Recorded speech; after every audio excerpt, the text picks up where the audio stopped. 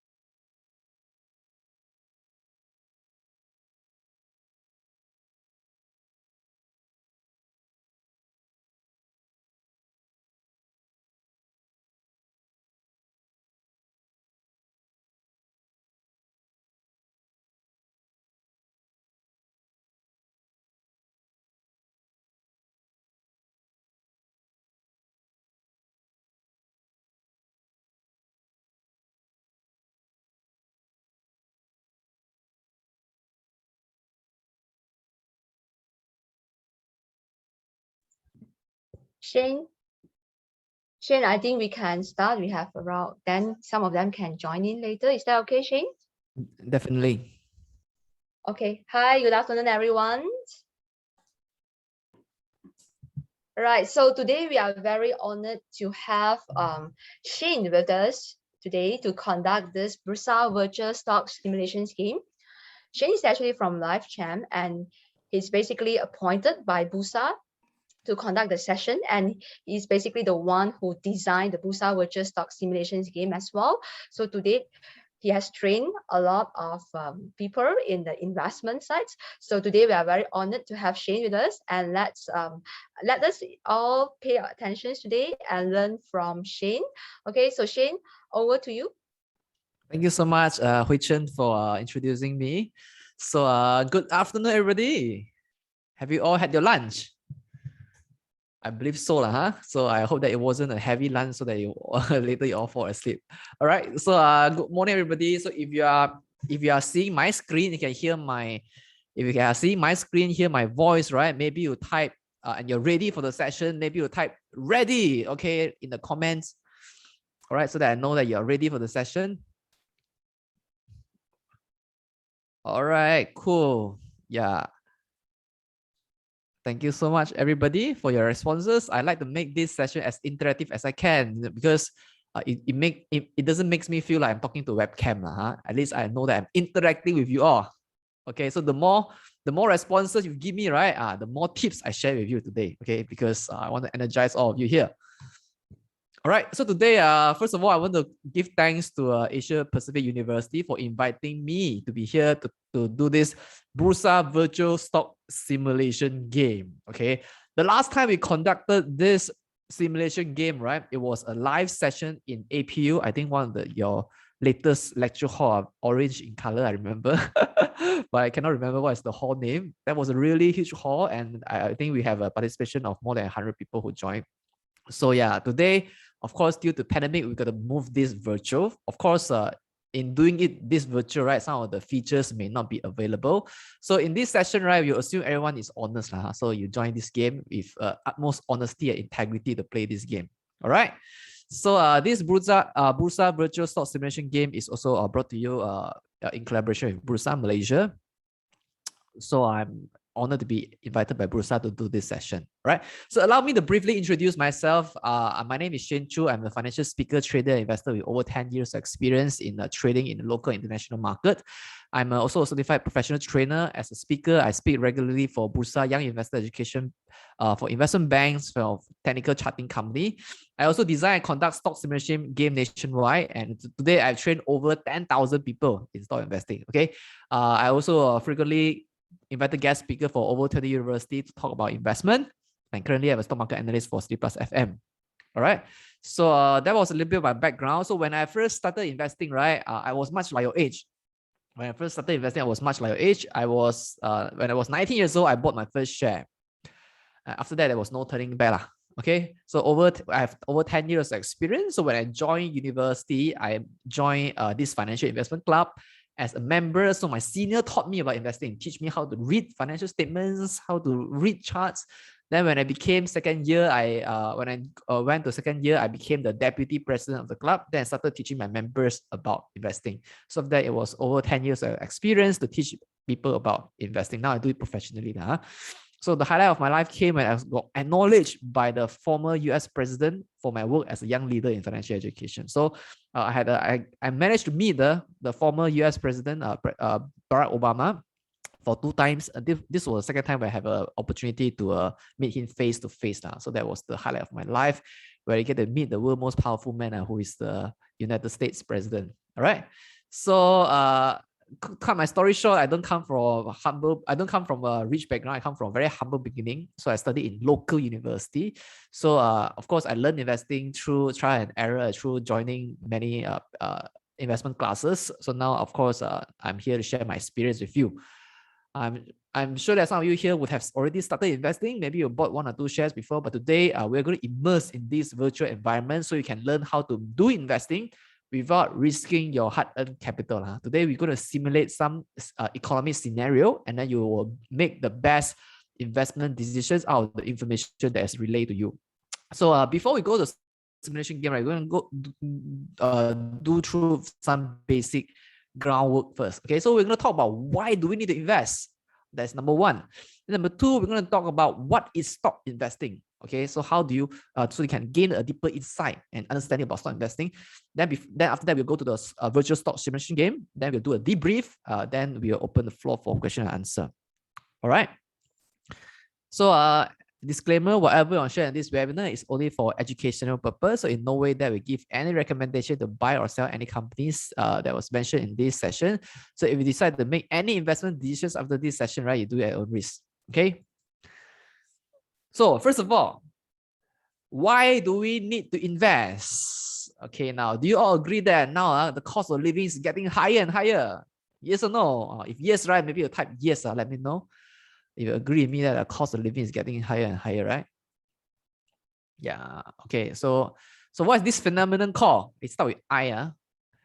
What is this phenomenon called? It starts with I, right? Inflation, correct. Thank you, Howard, for participating, right? So now let me ask you this question. Is inflation your friend or your enemy? Friend or enemy? Okay. Some say friend, some say enemy, some say both, right? Okay. Now the correct answer is it depends. Yeah, thank you so much, many of you. Then inflation is your enemy. I've heard of a story like a Hong Kong lady, like 40 years ago, she had 1,200 Hong Kong dollar, and she chose to save this 1,200 Hong Kong dollar in the bank. 40 years later today, her 1,200 Hong Kong dollar become 2,006 Hong Kong dollar, and she could hardly afford to pay 1 month rental. Okay, those days, right, she could use the 1,200 to buy a property. Okay, to put down a down payment for property. But now, right now, her 1,200 become 2,006, slightly more than double, but she couldn't even pay 1 month worth of rental. Can you imagine that? So that's how fast inflation has beaten us. Okay, so if you are just a saver, didn't do anything else, then you are definitely a loser in the long run. All right. So on the other hand, if you are an investor, okay, if you learn how to invest in asset class like properties, like stocks, like in bonds, in other asset class that you think can grow in value, then when inflation happens, right, then you're the one that reap the benefits of inflation, right? Inflation makes your asset worth more and more money. So that's what inflation is all about. Okay, so you can turn inflation into your friend if you know how to do investment. As things get more expensive, so is your net worth. Okay, your asset prices will go up, so is your net worth. So now, do you all want inflation to be your friend or enemy? Okay, I'm sure you all will pick friend, right? So that's why we have to learn how to do investing, because investing can definitely help you to reach your goal, right? You will become, whether you have financial goals, you want to achieve your lifestyle freedom, your mobility freedom, your time freedom, and ultimately financial freedom. Investment is the avenue, is the pathway for you to reach your ultimate goal.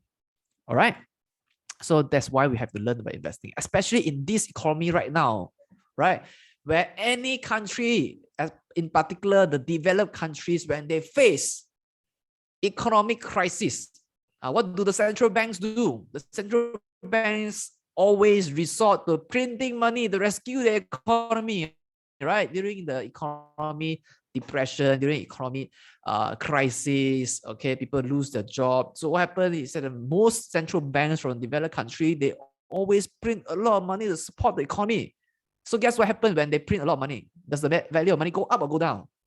Go down, right? So that's why we have to learn how to invest, especially in this period, because if the value of money keep going down and you only save money in the bank, then you'll be in trouble.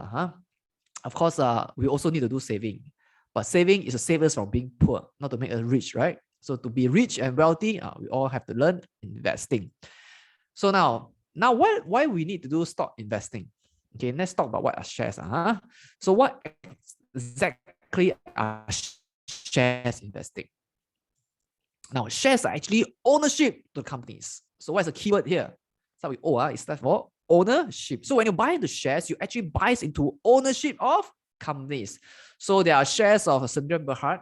Okay. So of course, shares of Sundram Berhad is not liquid, not that liquid. You can hardly buy shares of Sundram Berhad unless you really know the person and you're really interested in the business. So and the owner may not want to sell to you, so they want to know what strategic value can you add to my business. Okay, if you ask me to sell my business to you, I'll ask what value would you add to my business. All right, so I won't easily sell my shares in my company to the other person. I want to be in control position. Okay, so this is one thing. But for those Sundram Berhad companies, right, when the owners feel that it's time for them to make it a public company. So when a company grow from Sundram Berhad to become a listed company, public company, then you can easily buy and sell the shares in the market. And they do this because they want to raise capital, go for IPO, raise capital in the market.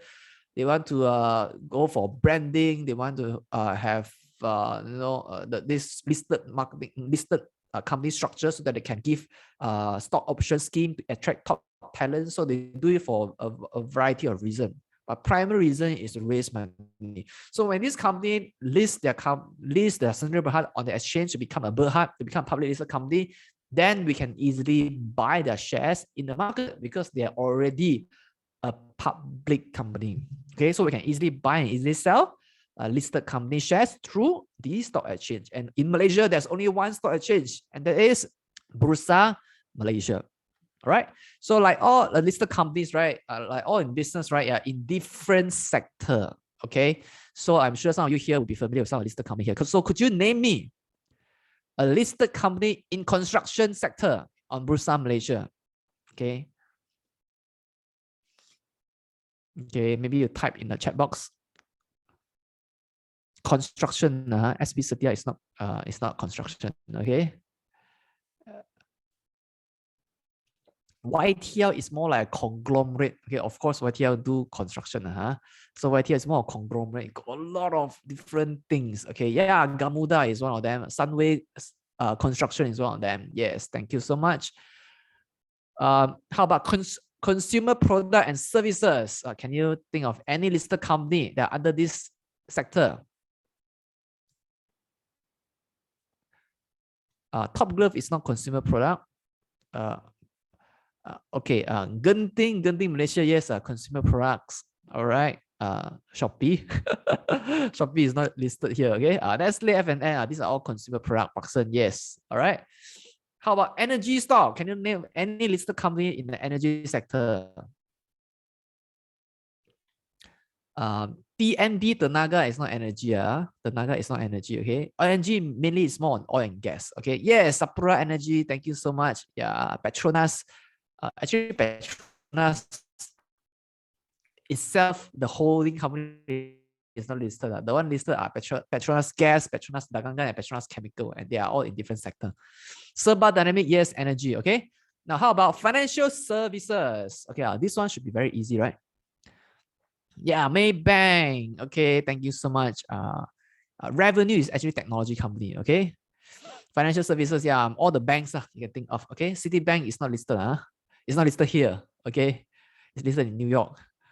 Okay, so even Bursa Malaysia is a listed company under financial services. How about healthcare? Can you name any healthcare company in any listed company in this sector?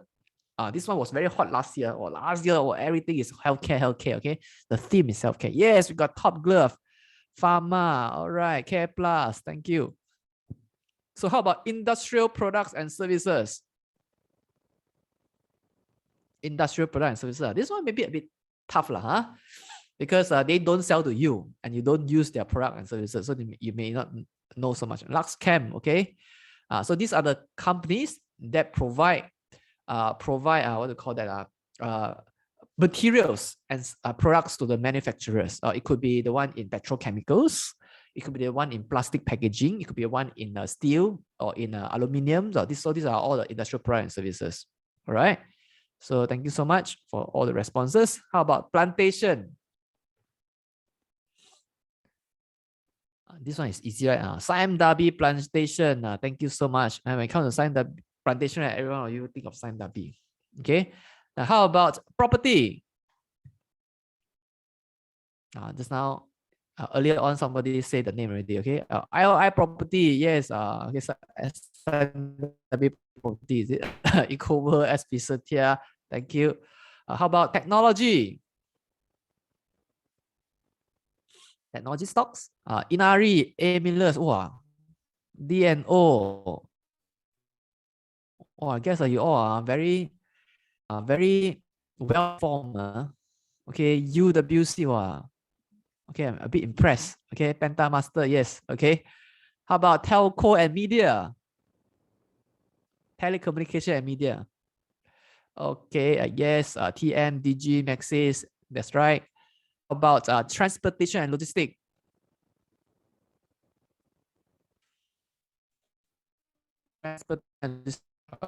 Okay, maybe now it's very hot. Now transportation sector is very hot. Okay, Dongnan.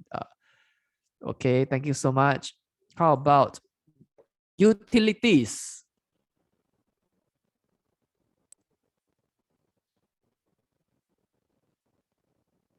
Tenaga, yes. Malakoff, yes, correct. Yeah, Malakoff is all. Malakoff is utility. How about REITs?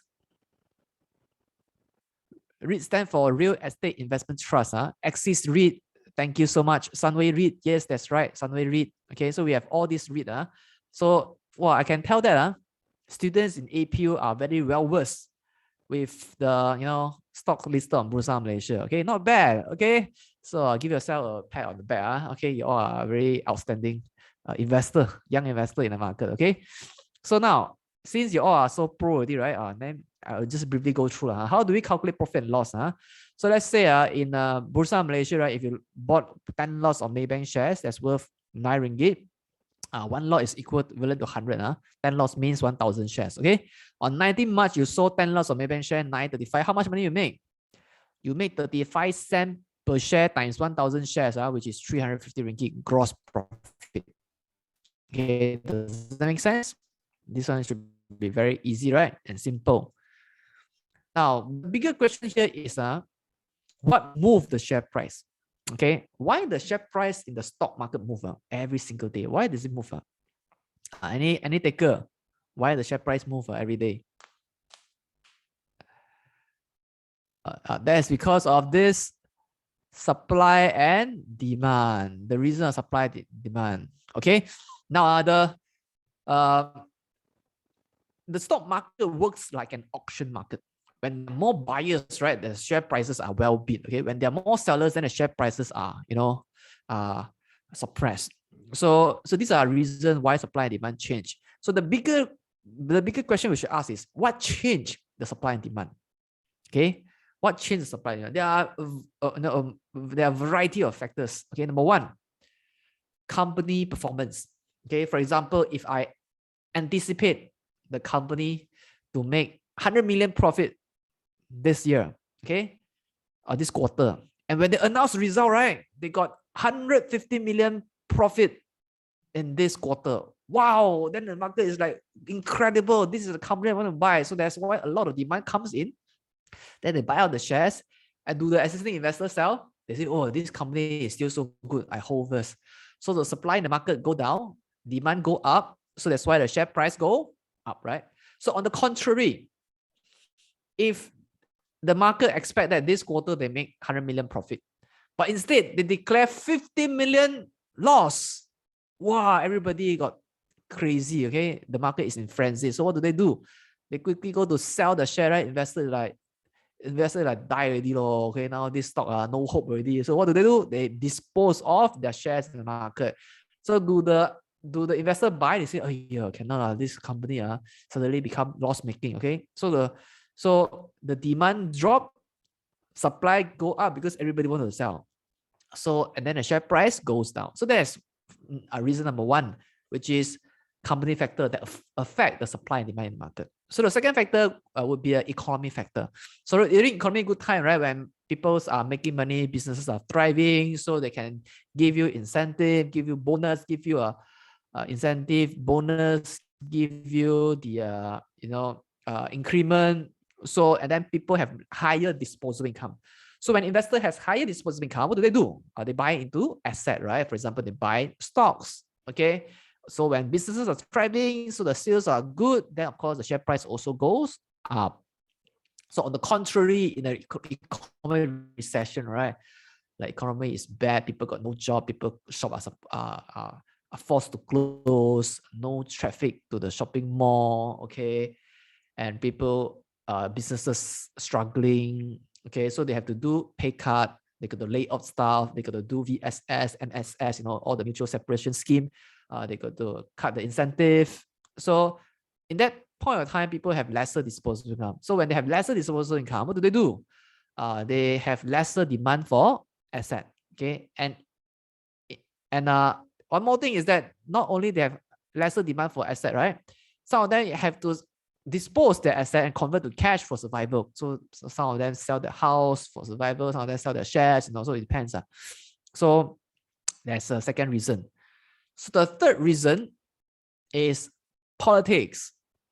Now, do you agree with me that politics affect many aspects in our life? Okay, if you agree, then maybe type yes. Okay, let me know. Wow, a lot of yes. Well, some of you, your yes, your S is very long. Okay, so yeah, politics affect our life, right? And then so that's why we must cast our votes, really wisely. Like what happened in Afghanistan. Yes lah. Afghanistan is a bit sad story lah. Okay, but of course it's beyond our what we can do to help them. Okay, we save ourselves first. Okay, so politics affect our life, right? For example, in the last, and not only politics affect our life, it also affect the stock market. For example, in the last general election 3 years ago, okay, 509. Okay, what happened was nobody expected the ruling coalition to be defeated. Even Tun M also never expect them to win. Okay, so what happened is the ruling coalition got defeated at the poll, and Pakatan Harapan become the government. So when that happened, wow, the stock market crashed a lot. GLC also crashed, especially those that rely on the government contract. Okay, those that rely on government contract, the share price crashed like 60, 70%, like in the next trading day. So that was really tough, right? And when Tun M announced his resignation February last year, okay, Tun M link stock also down. Pakatan Harapan link stock down, okay. And Tan Sri Muhyiddin Yassin was sworn in as the 8th Prime Minister. Then Muhyiddin link stock go up, okay. So when Dr. Sri Anwar said, I got the number, okay. But then when when he said I got a number, then Anwar link stock go up. So when the numbers never prove to work in any parliamentary sitting, right? Then the Anwar link stock go down. Okay, so right now what happened? Right now everybody is asking, what is Ismail Sabri link stock? So this is what happened, okay? Because the stock market behave, okay, in expectation of the future. Okay, so the market behave ahead of the future. So that's why stock market is a good indication of the economy. So when politics, because why is it politics important? Because whoever that can win in the political game got the numbers, right, can become the government. So when they become government, right, they can set government policy. Okay, they are the one who lead the government into the country into the future. So we're going to see if the policy are investor friendly or non-investor friendly. So that's why a politically unstable countries will have their currency, will have weakening currencies. So when that happen, right, then you see a lot of foreign funds outflow, right? So of course, the fourth factor will be a fund movement. Okay, not only we are investing in the market, right? We also have funds like pension fund, sovereign fund, mutual fund, insurance fund, okay, or even foreign funds who are affecting the supply and demand. So these are the fourth factor. Okay, when a country is in political turmoil, what happened is that our ringgit weaken, right? So if let's ask yourself, like if you are, let's say you are JP Morgan fund manager, you have 100 million, okay, you are entrusted with 100 million fund, the mandate to invest in emerging country like Malaysia. So you choose Malaysia to invest. In 3 years, your portfolio gain 30%. Okay, but in 3 years, ringgit weakened 30% because all the 1MDB scandal, this and that. So the ringgit weakened 30%. So what happened? Your fund break even, right? After 3 years invested in Bursa Malaysia, let's say you have 30% gain, but currency weakened 30%, right? You repatriate your fund, go back to America, while you're gonna scolded, up and down, right? So you're wasting 3 years of investor time, right, to invest in Malaysia. So that's why when there's any, if fund manager feel that this country, the currency is going to weaken, right? So they don't really avoid country that have this symptom, right? So so that's why this is one of the factor. Okay, so of course we also have other factors such as what, such as the market making, operators moving the market, and the speculative activity. So these are the factors that cause the change in supply and demand. All right, yeah, wolf and shark, huh? All right, so now I've laid the groundwork on how the stock move already, huh? So it is half an hour into the hour. So yes, now I want to go into the agenda for the day, which is a virtual stock simulation game. All right, so I'm sure you all are geared up for this. Okay, without wasting any more time, let me go into that. Now, this is the just now you again a bit of basics. So now let's talk about the game disclaimer. So whatever happened in this BURSA virtual simulation game is only fictional. All the fundamental information is fictional. So it has nothing to do with the living or the dead. Okay, if you happen to find any resemblance, it's purely accidental. All right. Now, before we go further, right? I noticed that there are some people with with the moderator link or names that's not yours. To be fair, right? I see there are a lot of Ng Hui Chen. Okay, this is your advisor's name. Okay, so if you are using Ng Hui Chen name, right? Could you please rename yourself so we can know who is buying and who is selling? Okay, you have an option to rename yourself. Yeah. So if you are using your lecturer link, right? If you're using a lecturer link, you will log in using your lecturer name. So if you're able to kindly rename yourself, let me know if you can rename yourself or not. I believe yes. Just now I've seen some people rename yourself already. So if you're Ng Hui Chen, I see they're easily 15 Ng Hui Chen, easily 15 or 20 Ng Hui Chen. So kindly rename yourself so that we can identify who is buying and who is selling. Okay. And if you are, there are also two Yi Wa Chiu. So to ensure fairness, right? Everyone please rename yourself to use your real name. Are you able to rename yourself? Let me know if you can rename yourself. Yes or no? I can't find any function. No, is it? You cannot hover to your name and click the three dot and rename, is it? Can't rename. Okay. Then it's all right. So you just be honest. So remember your own money lah. Okay. So I think you did not register, but you used the lecturer name to log in. So that's why. Okay, but no worries, it is still okay. So you just need to remember your own return. Okay. So what is the game objective? So this virtual stock simulation game objective is to grow your capital. So all of you here have to grow your capital. Okay. Of course, in the past, when we do it live, right? When we do it physical, we can go to your campus and set up a broker platform for you to trade. But this virtual, right? We cannot integrate it to an online session. So unfortunately, we got to rely on your honesty, okay, to answer the session. So now, how do we play? Here are the rules. Rule number one is this the individual game. Okay, you don't collaborate. This individual game. Number two is there will be a total of 5 sessions. Now, during each session, I will give you news. Okay, during each session, I will give you news. So what you need to do is you need to judge the news. How will the news affect the companies that are available in this simulation game? Okay, you need to remember. Use your judgment. Number three is when I give you the news, right, the price won't change. So you have to use your judgment to decide to buy what company. Okay. So when a session starts, you may think about which company to invest, or you choose to do nothing. So there are two ways. If you choose to do nothing, there's no P&L changes. So that means you get 0% for that session. Okay. If you choose to do something, you can choose to buy only. Okay. You choose to invest. Which session you want to buy? So you don't have to decide when to sell, because after you buy, right, it's assumed that at the end of the session, it is sold already. Okay, so every session you need to think what to buy.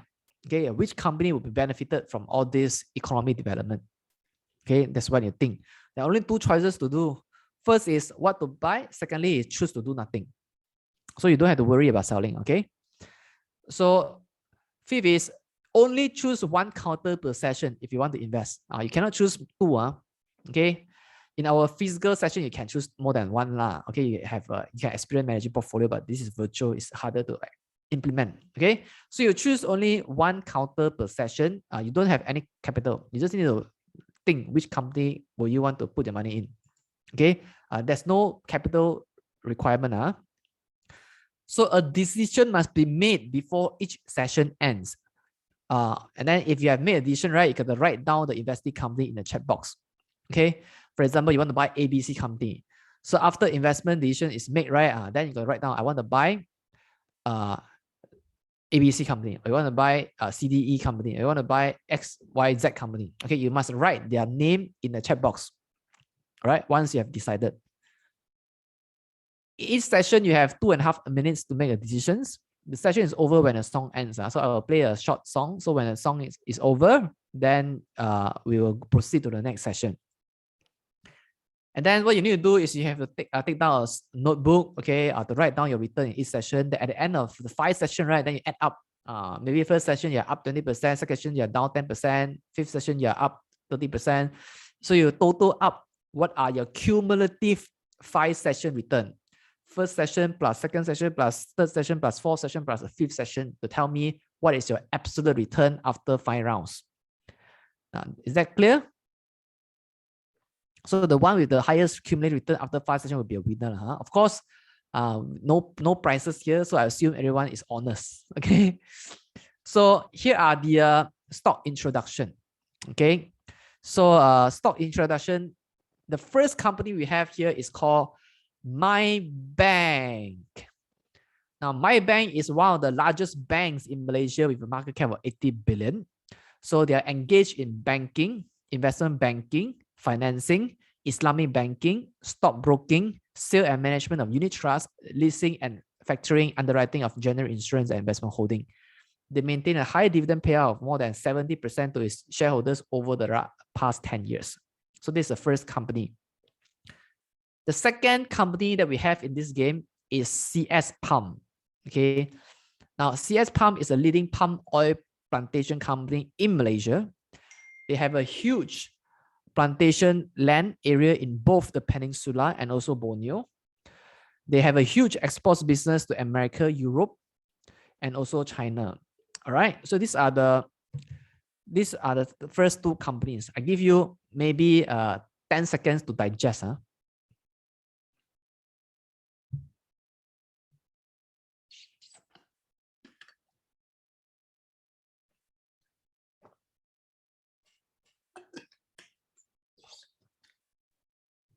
All right. So you are clear. First company is a bank. Second company is a palm oil company. We have with export business. So the third company is GB Construction. Now, GB Construction is a leader in turnkey and civil engineering infrastructure development with projects and investment in ASEAN and China. So they construct highways, bridges, airfield activities, railway, tunnel, water treatment plants, and dams, as well as provides general and trading services related to construction activities. So they are closely associated with the government. So this is a third company, construction company. The fourth company is IGH. Okay, so they operate specialist hospitals and distributes pharmaceutical, medical, and consumer healthcare products. They are a renowned hospital that imports massive pharmaceutical products and advanced medical equipment from America. So it operates 35 hospitals in Malaysia, 10 hospitals in Indonesia, and 5 hospitals in Thailand. I give you 10 seconds to digest the info.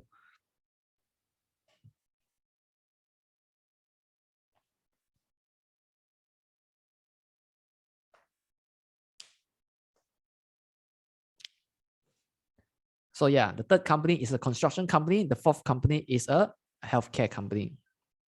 All right. So these are the 4 companies that we have in this game. Huh?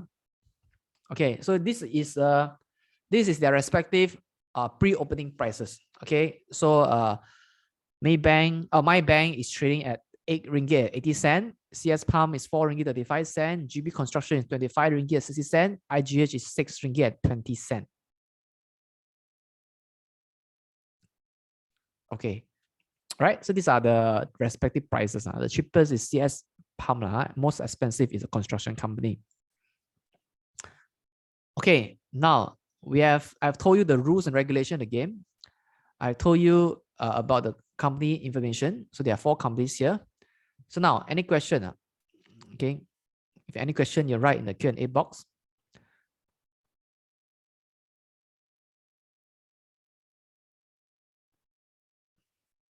Can look at the rules again or not? Sure.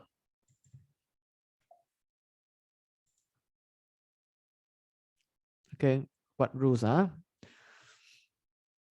Okay. So these are the rules. Okay. You have 2.5 minutes. You only choose 1 counter per session. Okay. Or you can choose to do nothing. And then after you choose right, you write down your answer in the chat box so everybody knows what you pick. Then after that, you write down what are your return in each round. Then at the end of the day, you add up and then you write what is your total return. Then we'll see who is the highest. Okay. So we assume everyone is honest, because no prize for you to win also. Okay. So yeah, so everyone is honest. So we'll see who can make the best judgment after each round. Yes, it is only based on fundamental, no technical.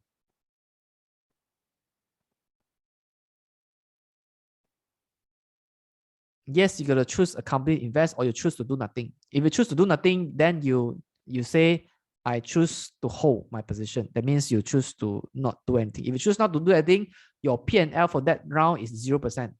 No plus or no minus. If you choose to do something, maybe you kena plus or maybe you kena minus. You understand? All right, very simple only actually, this game. All right, so I see no more question already. So prepare to make investment decisions. Use your analytical skills. Don't listen to rumor. Okay. Do I say my choice here? Yeah, you write here. You write here. You set your answer as everyone. Okay. When you put your answer, right, when you type here, there's an option in Zoom for you to chat with everybody or chat with somebody. Okay. So what you need to do is set to everyone. Send to everyone. Click send to everyone instead of sending to host and panelists. Send to everyone. Then you write your answer here. So everybody make note of the answer. Of course, there are many Ng Hui Chen here. So you remember who is who. Okay. Okay. If you're ready, then let's get started. Okay. First round for you to test water. Okay. Session 1. Here are the news. The global economy is doing well. IGH borrows considerable amount of loan from my bank to build 3 more hospitals in Sarawak to cater to more Sarawakian patients. My bank acquires a smaller local bank, AN Bank, at 5 times the AN book values to strengthen my bank's banking service. The harvesting season for CS palm is around the corner. Despite 2 months late, right? GB Construction completed the construction of smart tunnel to ease the traffic congestion and the flood problem in the capital city. The tunnel works fine, although some minor complaints are received due to poor lighting at some parts of the tunnel. All right, so that is the news for session 1. Are you ready? Okay, if you are ready, then you may begin to think what you need to do. You want to invest in any company or you choose to do nothing. All right.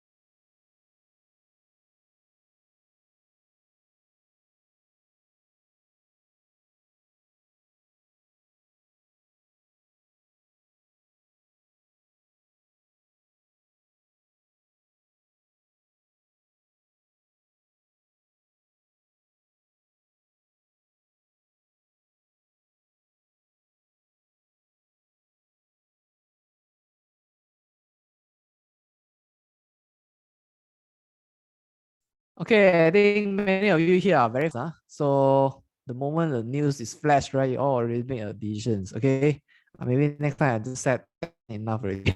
I see that from the response, right?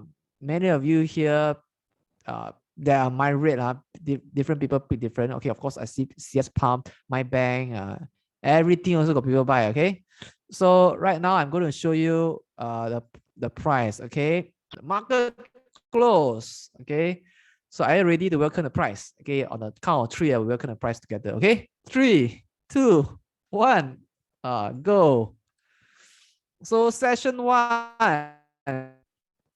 my bank is down 7.95%. Okay, CS Pump is the greatest, it's a winner. Okay, it's up 8.05%. And for GB construction is 0% stationary. IGH is up 6.45%. So in this session, right, we are going to congratulate CS Pump and IGH investors who actually make a positive return. Okay, in this round one. Okay, so this is the outcome. So now I want you to write down your return. If just now you pick my bank, right, then you're down, your first session return is negative 7.95%. If you do CS Palm, then your return is positive 8.05%. If you do GB construction, no change in your P&L. If you IGH, you're actually up 6.45%. Okay, you write down on your own. You don't have to write in the group. You just write down on your own. Just remember, okay, what is your return in first round? Okay, then at the end of each round, you add up. So at the end, right, you add up every round result. Then we'll see who has the highest return. Okay, you have all written down, right? Give you another 10 seconds to remember. Okay, or you pull out your phone, use a calculator, okay, to type in your first session round. Okay, first session result.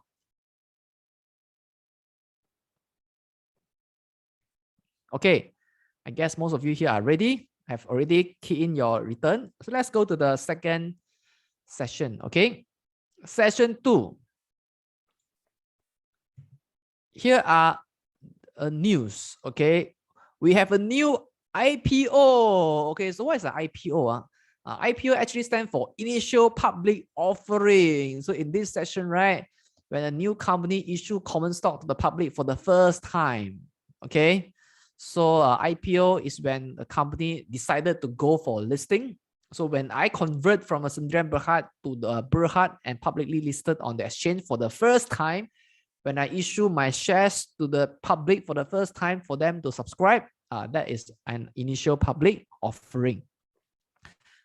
So what stock is going for an offering? Okay, the stock name is called PanGold. Okay, so what is this company about? This is a gold mining company based in Pahang, Malaysia. Okay, so they're in the market for 5 years. And they are constantly test new and more cost-effective technology in the extraction of gold. So that's their company background. Okay, and then the IPO price for PanGold is 1 ringgit per share. Right. So give you 5 seconds to digest the information.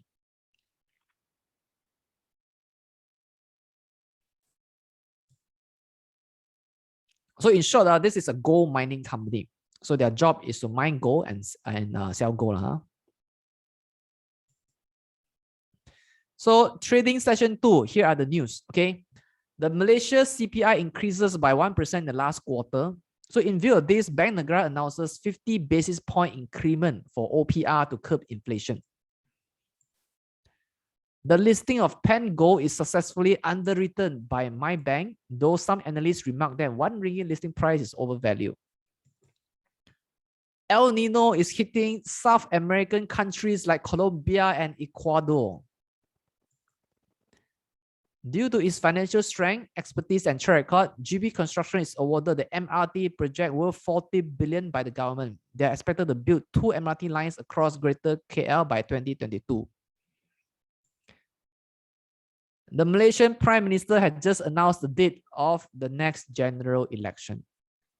So here are the 5 news that you have in trading session 2. Okay, so without further ado, let me play the music and then we can get started.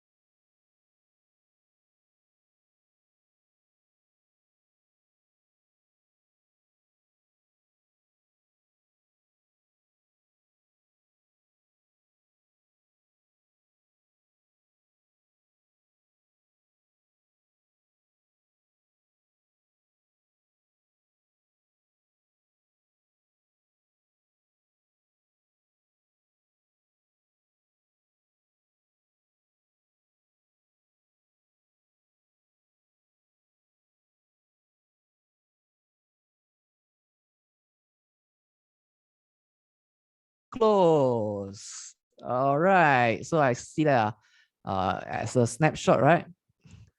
Can you take back your answer? Uh, Up to you lah, huh? This is your honesty, okay? So long that we haven't enough result, you can change your mind, okay? Yes. Okay. So we have 5 companies right now. So I from a survey, right? From many of you here pick GB Construction, while a small amount of you pick Whole, and there are also some of you here pick the bank, huh? So yes, on the count of 3, we welcome the session 2 prizes. Okay, 3, 2, 1. Here you go. All right. The 3 gainers in this session is My Bank, CS Palm, and GB Construction. Okay, My Bank is up 6.17%, up 7.45%, and GB Construction is up 14.06%. While IGH is down 3.79%, Pengo is down 30%. All right. So if you are My Bank, if you choose My Bank, right, then you're up 6%, 6.17%. So you write down. If you're CS Palm, you're up 7.45%. If you're GB Construction, you're up 14.06%. If you're IGH, right, then you're down 3.79%. If you choose Pengo, right, I think nobody choose Pengo, huh? It's down 30%. Okay, so all you very smart, okay? So I give you 5 minutes or 5 minutes, 5 seconds to write down your return. If you choose to do nothing, then you plus minus 0. Okay, your return for the session is 0%. No, nothing change, huh?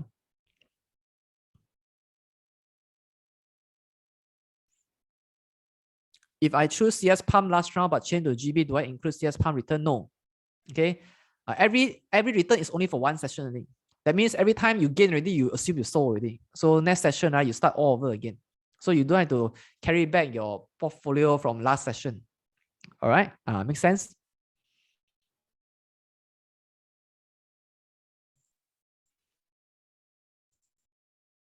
Okay. Let us go to the session 3. So I believe now each one of you has 2 rounds worth of result already. So let's go to session 3. So what are the news? The property market burst in America. Financial crisis happening due to poor governance of derivative instruments in Wall Street. The US GDP drops by 500 billion and it may affect the world's economy. After another missile launched by Iran, Iraq is officially at war with Iran. So fear is dominating the market. A new disease outbreak. A total of 12 countries in Asia have officially reported 678 cases of influenza A H2N5 infection. Wow. The US harvesting season for maize and soy are approaching. GB Construction is downsizing due to bad economy. Yeah, I think these are the news. Let me check if there's more. Oh, there's one more. Opposition leaders said they have the confidence to win the next general election. So these are 6 pieces of news in this session. So yes, you have 2.5 minutes. You may start now.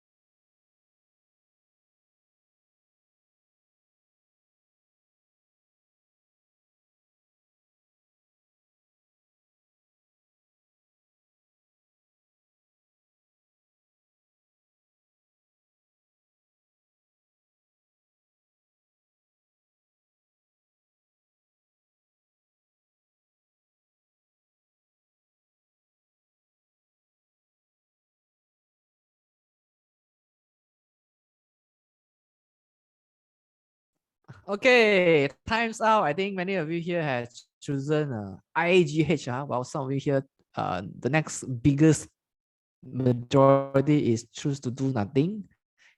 And then the last group is choose Pango. Literally, I think nobody choose My Bank or GB Construction, okay? And I think one or two choose CS Pump. So market close. Are you ready to, to welcome the new price? On the count of three, we welcome it, okay? 3, 2, 1. Here are the new price. Okay. So my bank is down 12.79%. CS Pump, for those who pick CS Pump, you're down 9.9%. For those of you who pick GB Construction, you're down 6.16%. For those of you who pick IGH, you're up 2.36%. And for those of you who pick Pengo, wow, you're up 71.43%. Wow, crazy, huh? So here are the price changes. So I give you a 5 second to write down your own score, okay? Write down your own score.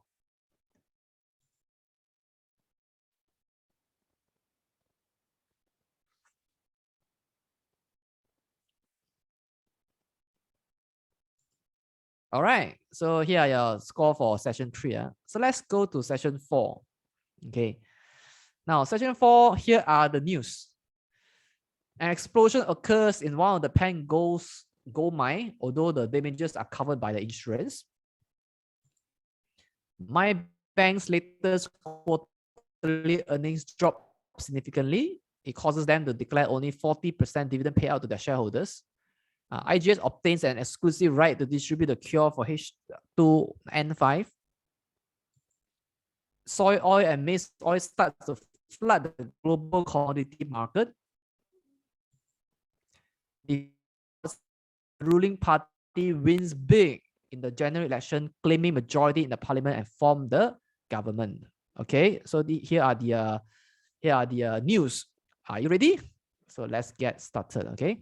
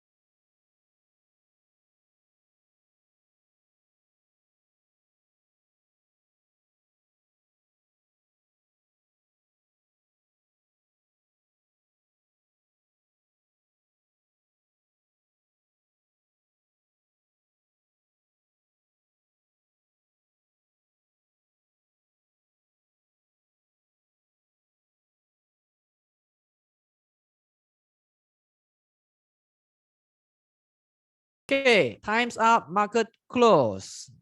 So are you ready to welcome the new prices? On the count of three, we welcome it together, okay? 3, 2, 1. Here are the prices. Okay, my bank is down 8%. CS Palm is down. Sorry, my bank is down 8%. CS Palm is down 7.69%. GB Construction is up 9.85%. IGH is up 10%. Pengo is down 20.83%. So yeah, please jot down your own return in your cumulative score sheet. Okay. Give you 5 seconds.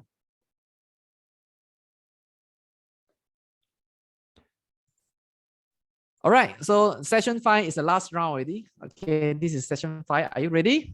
So this is the last round. If you feel that you've got all correct, then this is a session that you have to put more attention so that you can extend your lead. Okay, if you haven't got all correct yet, this is a session you have to put more attention so you can or turn around your result. All right. So session 5. The US economy seems to be recovering. The Federal Reserve announces to raise the Fed fund rate by 25 basis points after a prolonged period of low interest rate environment. The US dollar is slowly gaining strength. The Malaysian Central Bank, on the other hand, lowers statutory reserve requirement ratio down to 4% to spur economic growth. The aluminium and iron ore prices are increasing. The management of Pengo is seen to be disposing their shares in the market. So here are the 5 pieces of news that we have on session 5. So let's get session 5. All right.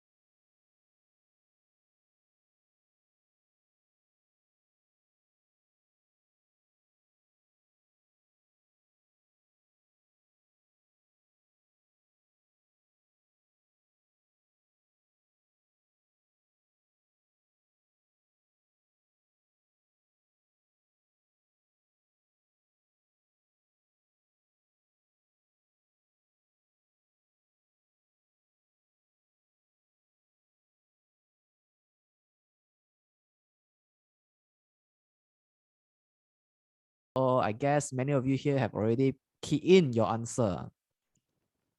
Okay. So yes, are you ready to welcome the session 5 prices? Last change of price. Okay, so on the count of 3, we welcome together. 3, 2, 1. Wow, two of them are gainers, three of them are losers. Okay, so the biggest gainer is my bank up 13.04%. CS Palm is up 11.9%. GB Construction is down 4.32%. IGH is down 6.99%. Pango is down 47.37%. So here are the changes in terms of the stocks. All right, so we have many of you here will pick my bank. I see that. So here are the result. Okay, so you write down, I'll give you 5 seconds, write down your own score. So after you write down your own score, right, for session 5, so what you need to do is take another 20 seconds to total up your 5 session score. Okay, to take 20 seconds to tally up what is your total score. Okay.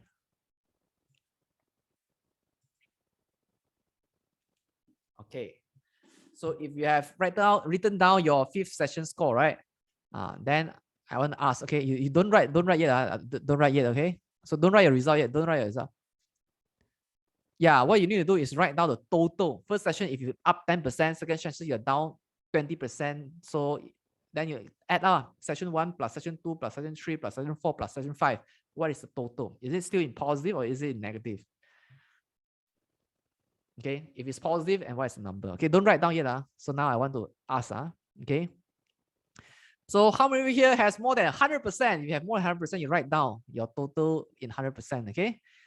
So if you are more than 100% category, then you write down right now. If you see anybody is in 100%, more than 100%. Wow, Amrisha Karim, 102.52. Okay, Chua Shang Yang, 102.52. Nasser Ali, wow, so highest is Nasser Ali, 108.83. Those that with 100%, I think you one of the session you get 70% gain from a Pango, I suppose. All right, so there's a speculative stock. Okay, so only 3% get more than 100% return. Okay, two of which are Amrisha Karim, 102.52%, Chua Shang Yang, 102.52%, and Nasser Ali, 108.83%. Okay, so next, let me ask, how many of you here got in between 80 to 100%? Then you write down. If you got between 80 to 100%, then you write down. Brian Ho, 95.65%. Kevin Matthew, 91.33%. Trinity, 92.69%. Yok Zi Wong, 90.38%. Okay, yeah, not bad. We have 4 of you here got in between 80 to 100% gain after 5 rounds. Then let's go to 60 to 80%. Okay, anybody is 60 to 80%?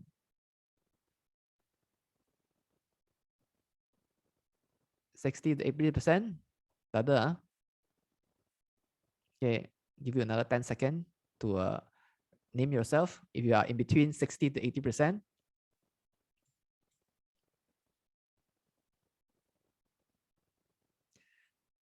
All right, so the 4th is 40 to 60%. Oh, yeah, Kelvin John, okay, 76.98. Okay, if you are 40 to 60%, you write down. Okay, let me see.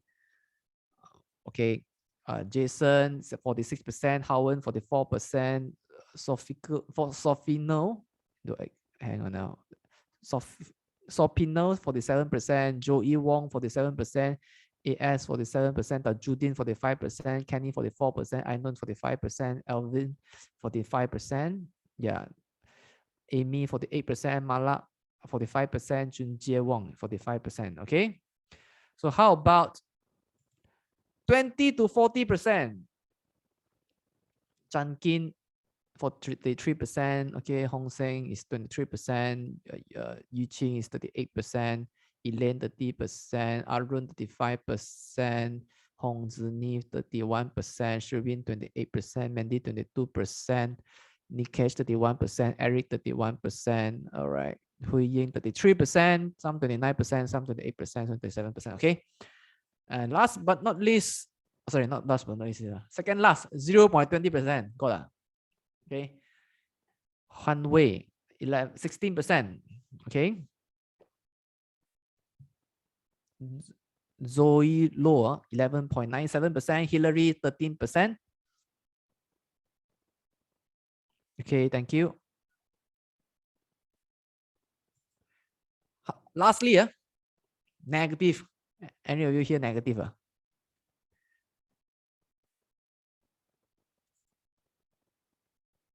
Any negative? If you're negative, right, never mind. You private message me, okay?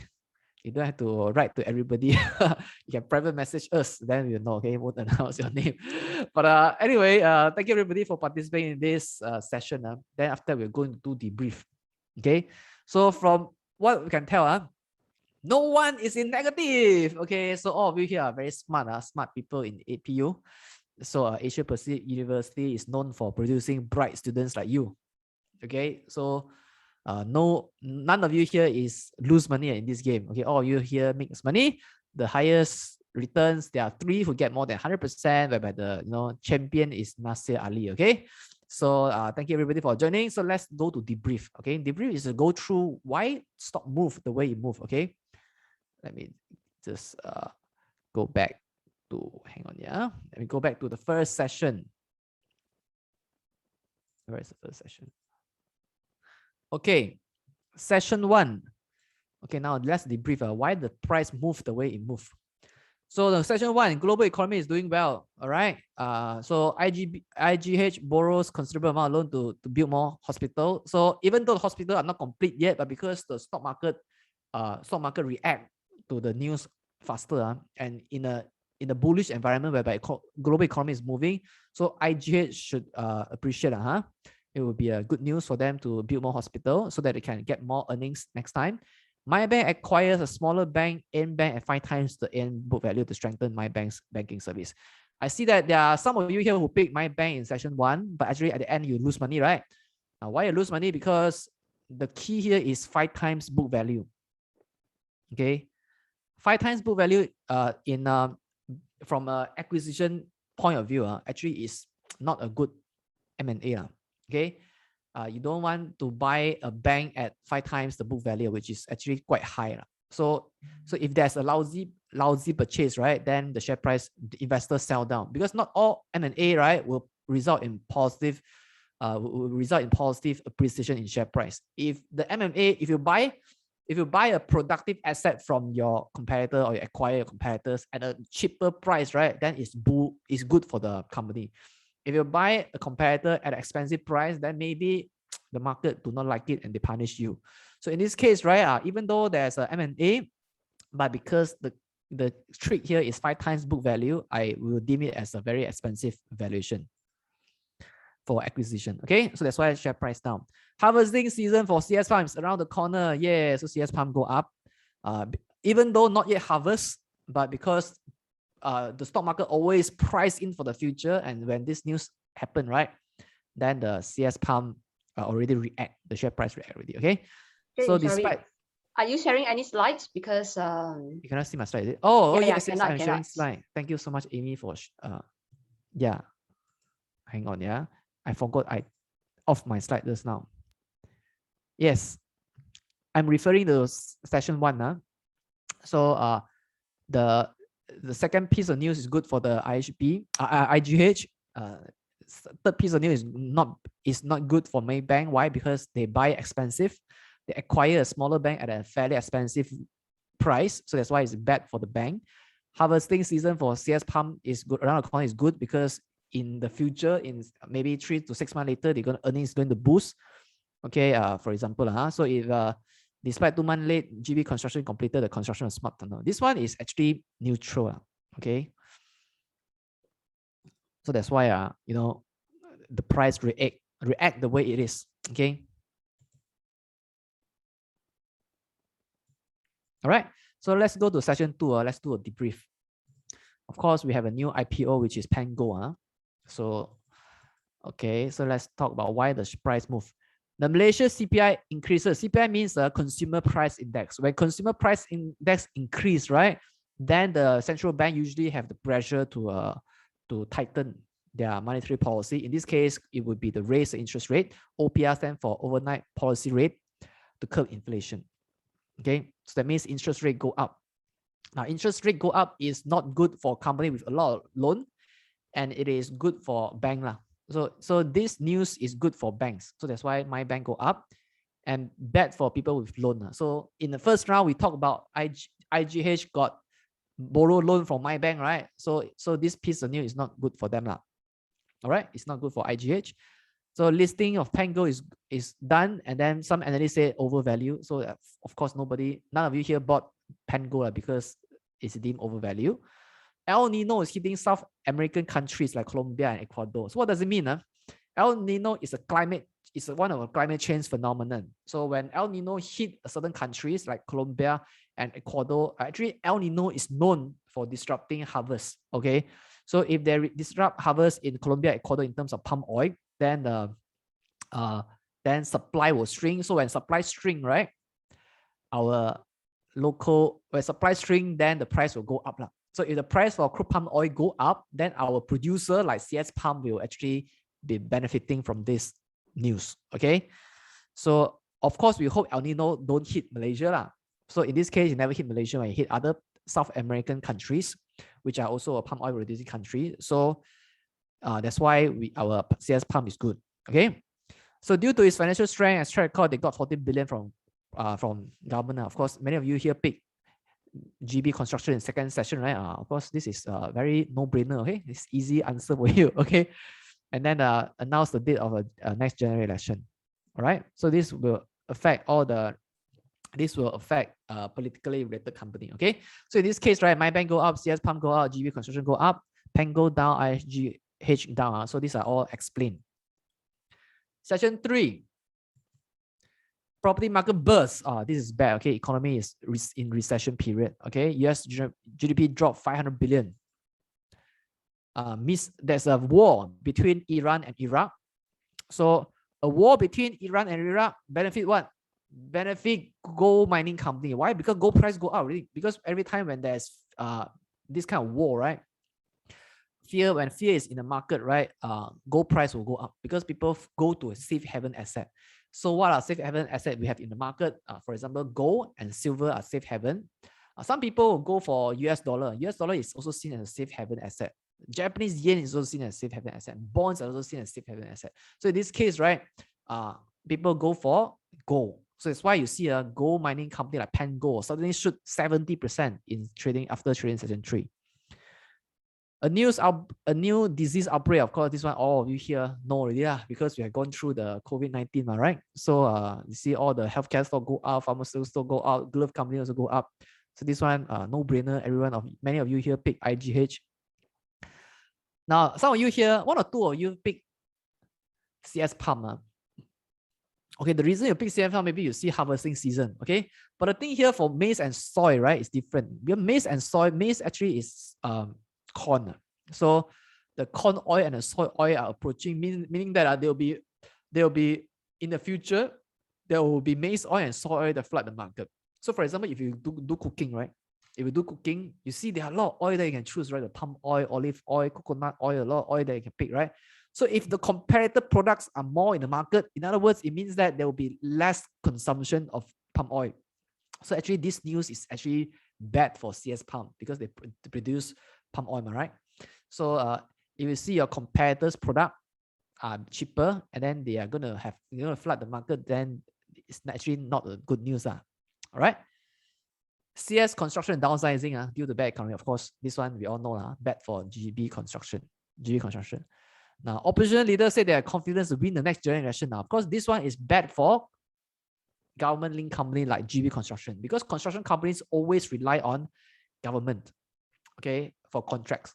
If the government give them contracts, then they will make money, okay. If the government is tightening their pipe, if government is tightening their pipe, then they've spent less on fiscal development. Development, so there will be less nation building, less infrastructure building. Then of course it's bad for the construction companies.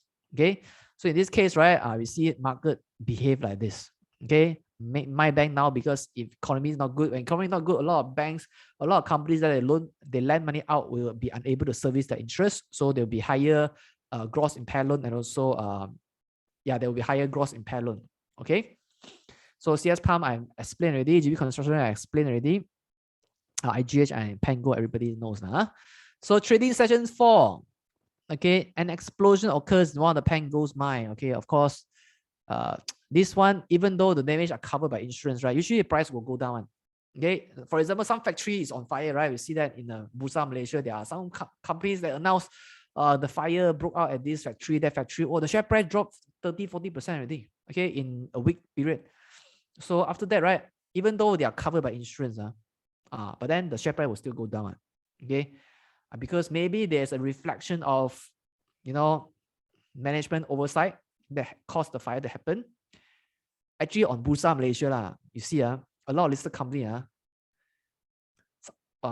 some listed company got fire one, you know. I wouldn't say a lot. Some listed company got fire, you know. Maybe it's really a real fire, but some people expect that they actually burn their own factory, because some machine, right? You know, they're probably old, so they try to burn it down, okay, and get, you know, get some insurance adjuster come and compensate them, you know. So that's how they can rebuild.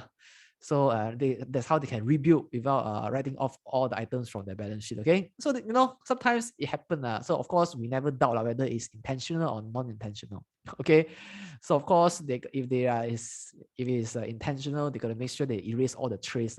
Okay, so this is some modus operandi by the company. Okay, like, you know, like in Indonesia, right? They burn the, what do you call that? They burn the palm oil estate, right? Wow, and cause all the air pollution here and there. So this is the easiest way out to eradicate all the, you know, all the agricultural products. Okay, so anyway, of course we cannot condemn anything. Just say that. So this is just some knowledge for you to get, huh? So my bank latest quarterly earnings dropped significantly. Now, of course, this one is bad for my bank. IGH obtained exclusive right to distribute a cure for H2N5. Of course, you know this is good news for IGH. Everybody buy IGH. Okay, soy oil and maize oil start to flood the global commodity market. Of course, this is bad for CS Palm. Despite all odds, the ruling party wins big in the general election, claiming majority in the parliament and form the government. Of course, this will be good for construction. Okay, so like today, our new prime minister, okay, report to office already. Then of course, the market also, I think today, this morning, if I check, is up. So maybe it's positive for the construction companies. All right. So let's go to the last session, trading session 5. The US economy seems to be recovering. The Federal Reserve announces to raise interest rate by 25 basis points. When they raise interest rate, right, then they will cause the US dollar to strengthen. The strength of the US dollar is good for export company and bad for import company. For example, this actually affected what do you call that? IGH, because most hospital, right, they import equipment from overseas, right? Have you heard of Malaysia producing any, you know, prominent medical equipment? Not really, right? Most of our medical equipment, right, are from US, Germany, you know, Japan. So these are the advanced economy, right? So we bought all the medical equipment from overseas. Okay, so that's why when US dollar getting strength, right, then will affect import related companies, and then it will benefit the export oriented company. Export oriented company like what? Like the palm oil. I told you the palm oil we export, right? So this is US dollar strength. US dollar strength. US dollar strength benefits export oriented, and US dollar strength actually impact adversely to the import oriented company. Malaysian Central Bank lowers the statutory requirement ratio to 4%.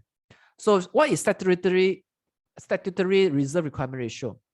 It is the amount of capital that a bank should have before they lend out. Okay, for example, let's say 10%, right?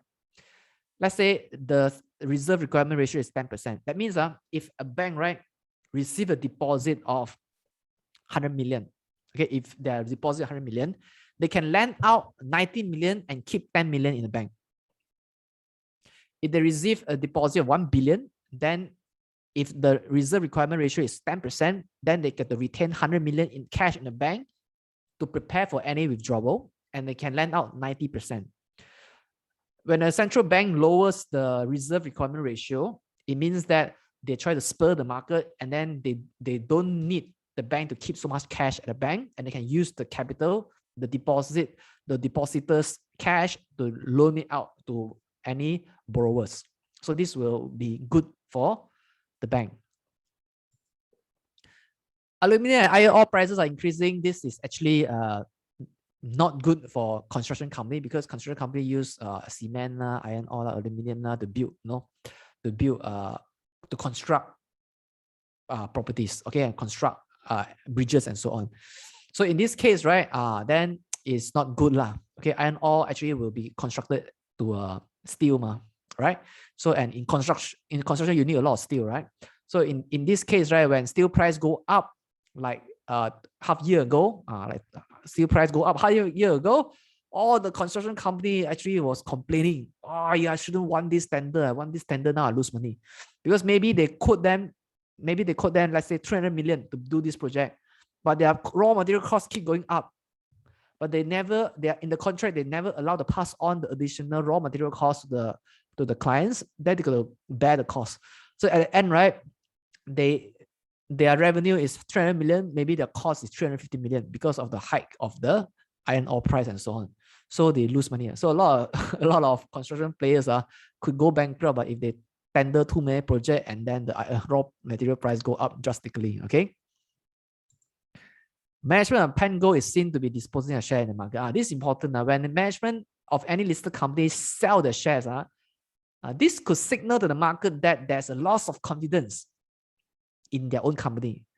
So can you imagine if Tan Sri Tony Fernandez sell AirAsia share? Oh, that would mean what? Well, means he lost hope in the airline business already. Why? Because the pandemic has really saddled the company with huge debt, and they are becoming insolvent. So even Tan Sri Tony Fernandez also want to sell the shares, for example. So ideally, we want the management to have a skin in the game. We want the management to be buying their own company's shares more, to signal to the company that because they are the captain of the ship, right? If the captain of the ship are abandoning the ship, do you dare to sit on the ship or not? You won't, right? So that's why we want the captain to have a skin in the game, to make sure that they are actually a net buyers of their own business. Any company that are selling their own shares massively, of course, if they sell it occasionally to balance for their own personal objective, it's okay. But if they aggressively sell continuously, then this is a warning signal to the market. All right. So that's why these are some key cues that we have to look for when we do investing.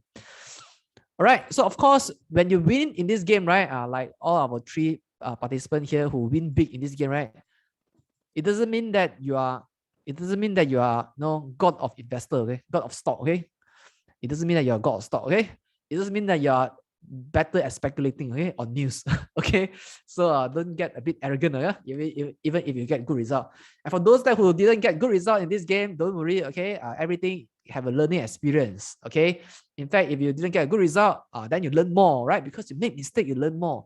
For young people, right, it is better that you learn now than you learn later, because if you make mistake now, you didn't have to lose any money. So I really want to encourage young people to go to the market and start investing. Because why? Because even if you make mistake, right, your cost of mistake is very low. You probably lose a few hundred ringgit and so on. But if you didn't get started young, right? If you get started late, for example, you 40 years old only start to do investing, then the cost of mistake could be 50,000, 20,000. It's a lot of money. So I'd rather you make mistake now and make the mistake small. All right. So don't get discouraged if you didn't get good return or if you lose money in the stock market. It is okay.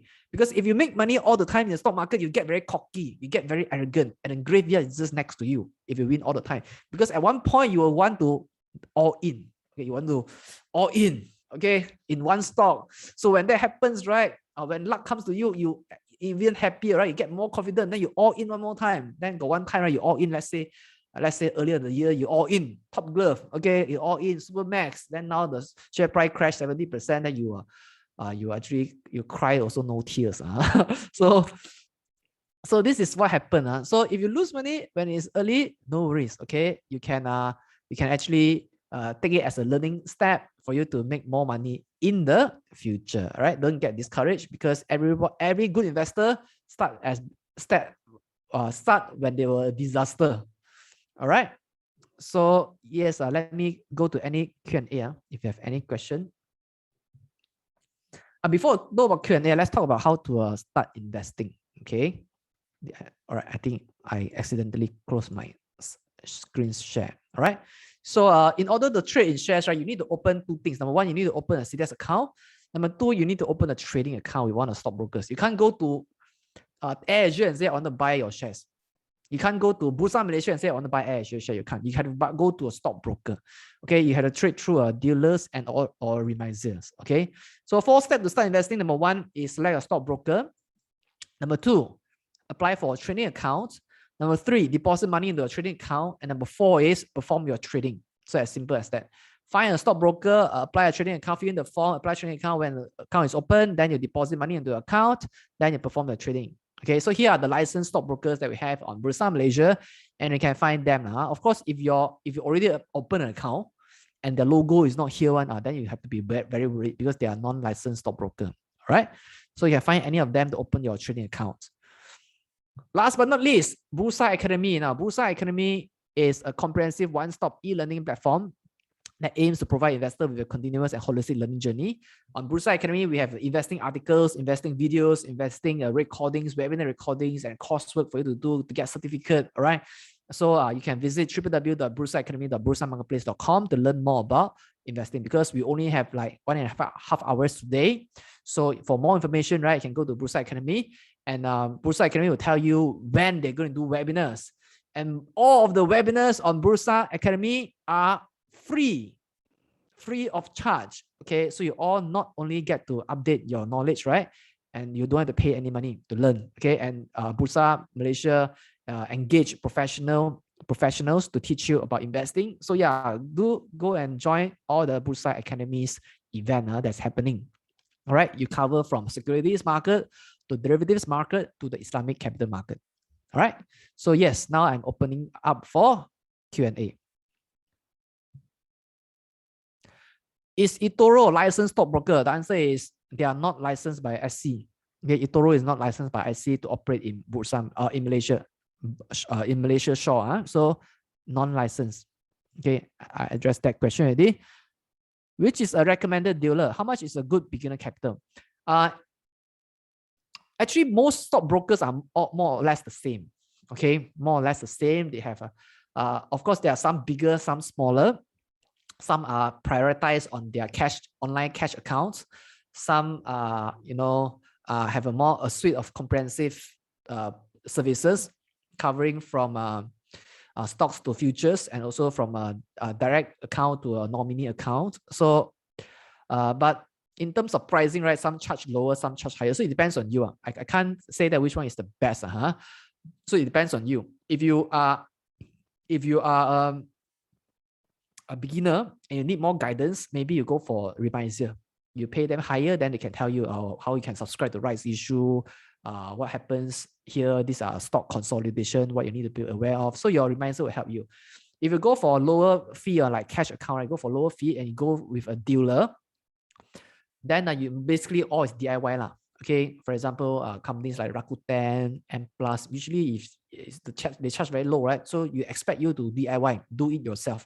You got to figure out how to do this, how to do that. Okay, if you pay higher, you get more support. So it depends on you, So I cannot say that which one is. So each one have their own strength. You need to figure out what works for you. What is a good beginner capital? I think a good capital to start is a few thousand. Okay, of course, if you have 100 ringgit can start, not also can start. If you buy a stock that's worth 10 cents, right? You buy one lot of share that's worth 10 cents, it costs you 10 ringgit only. So you can start as low as 50 ringgit to 100 ringgit. But of course, to have a better economies of scales to optimize the cost of transaction, I think a decent start would be 3 to 5,000. Okay, but anything less than that is also okay. Which broker do you recommend for international stocks? I actually can't recommend broker, but you can use our local broker also. You can use our local broker. Usually, if you use foreign broker, they charge you cheaper. But if you use local broker, they charge you slightly higher. Okay, if you want to buy foreign share, you use a foreign broker, is cheaper. If you use a local broker, it's slightly more expensive. All right, but of course, the asset is considered local.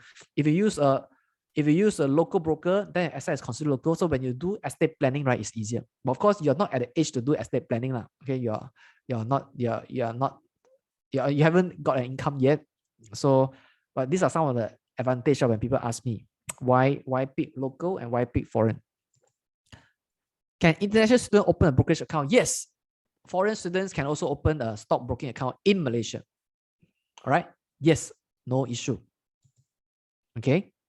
So long that you're above 18 years old. I understand that in APU, right, there are a lot of foreign students. Okay. So that is the thing for you. All right. Okay. Now, if there are no more questions, right, then I appreciate it if you can fill in, help us to do this evaluation. Let me see if there's more question.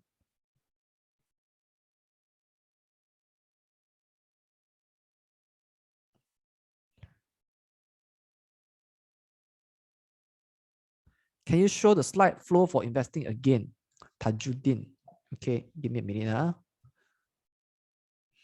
Flow. Okay, you want to see the flow. This is the flow. Okay. Why don't we just use the investment management firm services? Yes, you can use the investment management firm services like you buy unit trust or you buy mutual fund. Then you hire a professional manager manage for you. So this is indirect investing. But if you want to do direct investing, then you can buy yourself on Bursa Malaysia. Of course, you can also go through a professional managers to hire to manage for you. Or if you don't want, you can also invest in exchange traded funds. Exchange traded funds are run by a professional fund manager as well, and is listed on the stock exchange. Is trading stock compliant with Sharia investing? If you trade Sharia counter, right, Sharia compliant stock, I think yes, it is Sharia compliant. There are stocks that are non-Sharia compliant. You just make sure that you don't trade non-Sharia compliant stocks.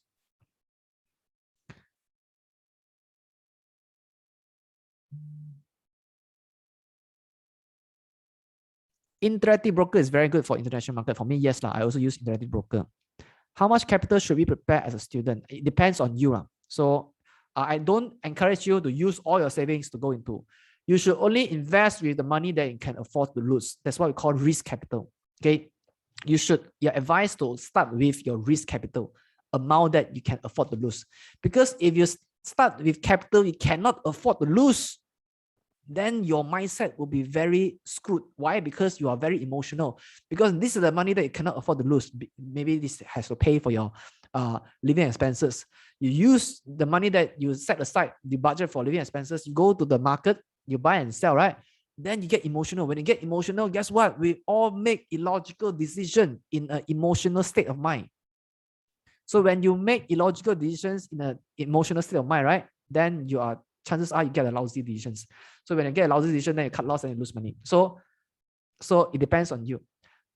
Ideally, you should set aside 6 months of cash, okay, for your living expenses. Then if you have prepared about 6 months of living expenses, then the rest you can use it, you can invest it. Okay, so that it depends on how much cash you have. Would you recommend robo-advisor? Yes, I think some of the robo-advisors here in the market are quite well, like stash away, invest in ETF. So yeah, you can rely on robo-advisor. Okay, of course it depends on what type of robo-advisor. I guess our lecturer here, Hui Chen, is more expert in terms of robo-advisor. Okay, maybe she can address that question afterwards. Some YouTubers say $100 can also do investing. Is it true? Yes, if you buy one lot of share that's worth 10 cents, you buy one lot of share that's worth 10 cents, then it's only cost you 10 ringgit plus all the brokerage fee is only 20 over ringgit. So what kind of 10 cent stock you can buy? For example, Inari, 7 years ago was only 10 cents. Okay, 7-8 years ago only 10 cents. I think in April 20. Earlier than that is less than 10 cents. You buy Inari 7-8 years ago, 10 cents, today is 3 ringgit. Okay, so this is an example. Would you mind to share some stock you invested? Well, I invested in a lot of stocks. Okay. Right now I have some in technology stocks. Okay. I have more technology stock like in my portfolio, be it in BURSA, also in Hong Kong Stock Exchange. What's the difference between share and stock? Okay, share and stock actually are same. Okay, they are essentially the same thing. Okay. Do we buy when there are good news? Now the answer here is depends on your strategy. If you are a news trader, you buy during news period. But generally, right, I will recommend people not to trade during news moment, because during news announcement session, so when are news announced? News are actually announced on Bursa Malaysia during the lunch break or after the trading hours. Okay, that means after 5 o'clock. So if the news come out during the lunch break, right, then during the opening hours, like 2:30, right, very volatile. Okay, or the next trading day, very volatile. I usually avoid trading the first hour because it may not be the true a real market movement. Okay, why is not a real market movement? Because people are driven by emotional decisions, like, oh, they see this company bad result, they quickly go to sell. So it may not be, it's a compulsive behavior. So during that, it's impulsive behavior. So during this impulsive behavior, right, maybe the stock price action would not be so reliable. So I usually tend to avoid the first trading hours, 9 to 10 o'clock, and also 2:30 to 3:30. But that's just my preference. So I don't really like to trade shares that have that just announce news. So what I happen to do is I actually want to analyze the news. If the news come out, then they are actually better than expected, but the share price didn't move, right? Then I may position myself the next day. If they are worse than expected and the share price crash more than the implication, right? And maybe I can go in for bargain hunting. So I usually don't trade right after the announcement. I read the announcement, I weigh the impact, I judge the market movement, is it logical or not? Then I only plan our next trade, right? That's my preference. So for those of you, right, I think it's safer to avoid trading the news. Okay. So sometimes when there's no good news, the share price also go up. Why they go up? Because people trade on rumor, sell on news. Okay. So actually news trading is actually not easy. Okay. You see, sometimes you see good news, right? Rubber glove companies, their earnings is still, still billion every quarter, but then the share price crashed 70%. So sometimes people sell on good news, buy on rumor. What do you think about Tencent? I think because it's a foreign stock, right? So okay, fair enough. I think there are Tencent structural warrants here on Bursa Malaysia, so I comment a bit. Okay, I think Tencent is a great company. So of course, right now they are bogged down by some of the regulatory tied down in China. The Chinese Communist Party are doing a massive crackdown on the technology companies that they seem have violating all the antitrust regulations in the market. They are what do you call that, capitalizing on their monopolistic practices to remain big. And Tencent is also bogged down by all the licensing issue for the music, so which the CPC doesn't really like it. So of course the share price has crashed by 40% from its peak, from 700 Hong Kong dollar, now it's about 400 something Hong Kong dollar. So I think I actually think that the fundamental point of view, they still have a good prospect. So yeah, so that's my view lah. Okay, I think the price could bottom anytime sooner. So that's my opinion. But I want to say that I'm not a licensed investment advisor, so I can't advise you what to do. But my opinion is that this stock actually has a bright future. Okay, with a growing addressable market in China. Any suggestion for beginner who want to start investing? Yes, suggestion is, yeah, follow Bursa Academy. Okay, watch out all the read out all the materials. Watch out for all the what do you call that, the webinars. Join all the webinars for free. That's where you can learn. So first step is always to learn. Okay, learn, acquire knowledge, because investing could be risky if you are not doing anything. If you don't know what you're doing. You see, a risk is very contextual. Risk is contextual. What do I mean? If I ask you to drive F1 Formula car on the road, okay, or in the racing track, is that a risk? Yes, right? Because you might crash and then the car might burn. But if I ask Michael Schumacher to drive F1 Formula car in the racing track, right, then it is not so risky, right? So here is your skills. Okay, so if you know what you're doing, it's not risky. Okay, if you don't know what you're doing, then it's very risky. Some people buy into a Genting, let's say Genting C1. Okay, they think they buy the Genting stock, actually they buy the Genting structural warrant. Okay, structural call warrant, and they don't know. So if you don't know what you're doing, it's risky. So the first step for beginner is to join, is to get more education. So get yourself educated so that you won't make all this mistake in the stock market. Okay. All right. So next is, what's your opinion on day trading? Oh, your question a lot. Huh? So what is your opinion on day trading? For if you ask me, right, day trading is actually quite tiring. Okay. If you want to do day trading, right, you need to make sure that you have large enough capital. Then you can make it a full-time career. If you don't have a large enough capital, say, I think I would recommend you need to set aside 100,000 easily to be able to sustain your living in Malaysia to do day trading. So you need to always glue your eyes on the screen to look for any opportunity and move, and the downward movement and upward movement in terms of a candle. So you need to pay attention on the price movement. All right. So it's quite taxing. But some of you here are born traders. I have friends here who are very successful traders. By late 20s, they become millionaire already. Okay. Some of you here are born traders, or some of you here are born investors. So you need to figure out what works for you. So each one of us is unique. You need to understand yourself. Some of you here are, are risk taker. You like all this movement. You are very good at tape reading. You know how to read the price movement. You know how to read the psychology. You can understand what is a tempo in the market. Then you go become a trader. If you don't have this characteristic, then I think you go for long-term investing better. Okay. If you want to make an income, then you do trading. If you want to build your wealth, then you do investing, like value investing. Okay. All right.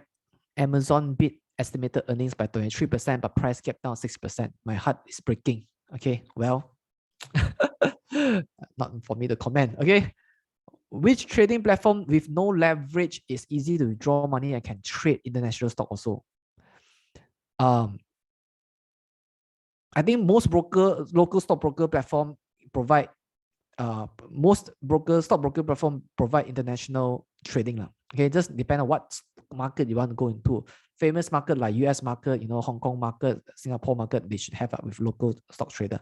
Of course, I understand that APU has many foreign students, right? If you're a foreign student, then of course you check with your own country's broker lah. All right. Mr. Chu, what is your opinion on crypto market for Malaysia? I understand that Miss Ng is an expert in cryptocurrency. Okay, so I personally I'm not lah. Okay, but I want to share my shallow opinion. 2 cents worth of opinion is that if you don't have idea about blockchain technology and the coin, right? You better don't get involved in the crypto market. In Malaysia, right, SC only give license to 3 operators. Okay. So personally, if I trade crypto, I only use licensed operator like Luno. Okay. Of course, Luno only have a few coins that are available there. So I don't know which coin will become mainstream in the future. I think Bitcoin may not be likely to become the mainstream adopter because usually the prime mover, the first mover usually die in the wave, right? So like, for example, iPhone is not the first smartphone. Okay. So Boeing, all are not the first airplane, right? So all the first mover all die. So in my opinion, I'm not sure if Bitcoin can be the ultimate survivor in terms of the crypto market. So I feel that we have to be very careful when it comes to cryptocurrency. Okay. So if you really want to go into cryptocurrency, I allocate that. I suggest that less than 5% of a portfolio.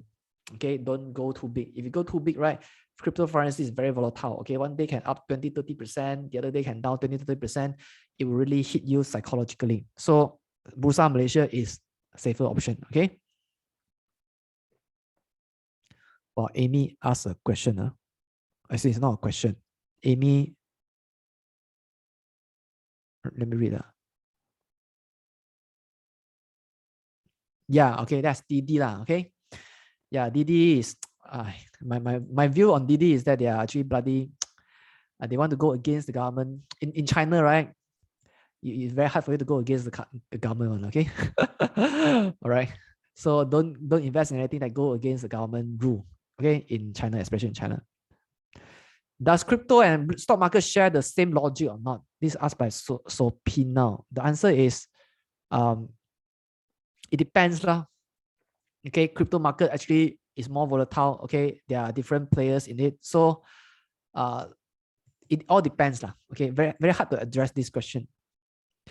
Since eToro is not licensed by IC, any potential risk for this stockbroker? Yes, if it's not licensed by IC, then of course the government cannot protect you against any frauds committed by the broker. So very most importantly is avoid those brokers that are non-licensed. Okay. What is the recovery theme after COVID? There are a lot of recovery theme. For example, you can buy into you can think about who are the potential beneficiaries after this COVID pandemic, right? So the stock market usually move 6 to 9 months ahead of the economy.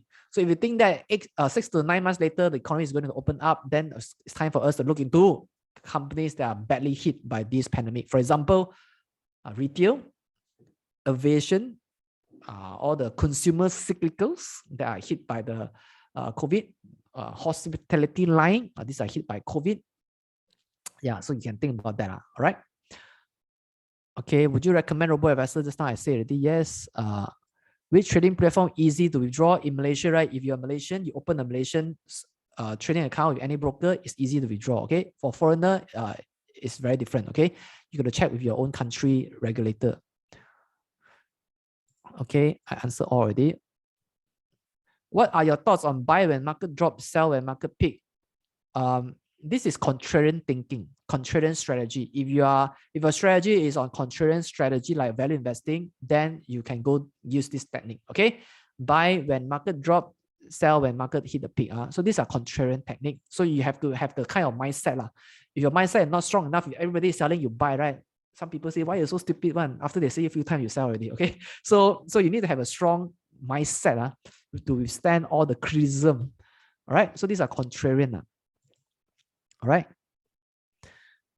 I think XM, I think SM is also non-regulated in me. Okay.